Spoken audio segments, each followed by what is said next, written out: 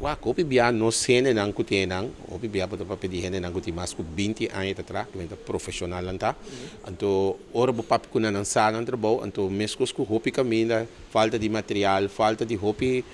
cospa, traha pa o de cliente nang sa, no sene nang sa contoh puxa lucha, pa duna toch lo que de nang party, paso timbiati hene bo ta papi kune, nanta papi ku dolona nang coração. Son hopi bia nos tawa que trabalho, e rende, pa ajuda, e rende.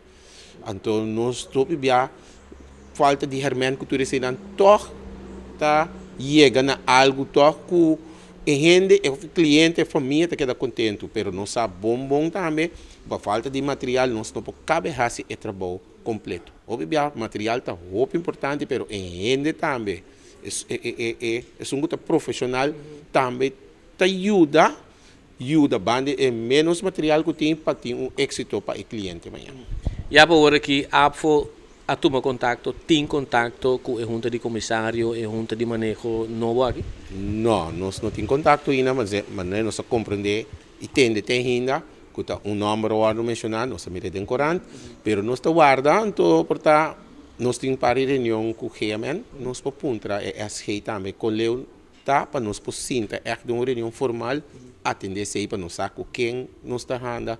que intenção tem com o Brasami, com o estatuto na Lobaita, então para nós poder atender, nós não temos para que maneira nós sabemos seja ou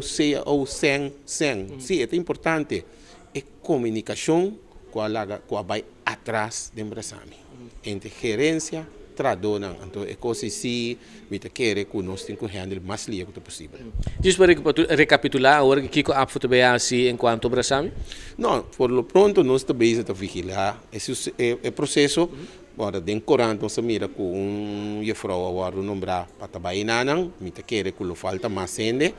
pero nós temos que sentar então